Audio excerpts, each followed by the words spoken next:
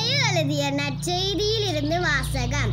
அதிகாரம் 11 திருவசனங்கள் 20 தொடக்கம் 24 முடிய. அக்காலத்தில் இயேசு வெள்ள செயல்கள் பல நிகழ்த்திய நகரங்கள் மனம் மாறவில்லை.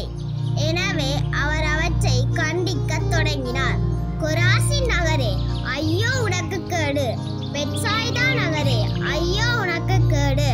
ஏனெனில் உங்களிடையே செய்யப்பட்ட வெள்ள செயல்கள் தீர் சோதோம் நகரங்களில் செய்யப்பட்டிருந்தால் அங்குள்ள மக்கள் முன்பே சாக்கு உடை உடுத்தி சாம்பல் பூசி மனம் மாறியிருப்பர்.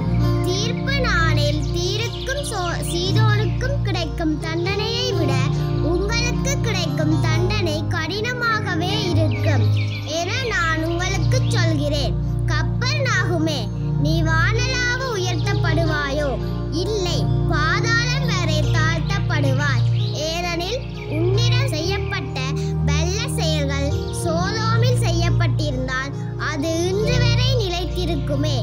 தீர்ப்பு நாளில் சோதோமுக்கு கிடைக்கும் தண்டனையை விட உனக்கு கிடைக்கும் தண்டனை கடினமாகவே இருக்கும் என நான் உங்களுக்கு சொல்கிறேன் என்றார். இது ஆண்டவர் வழங்கும் அருள்வாக்கு.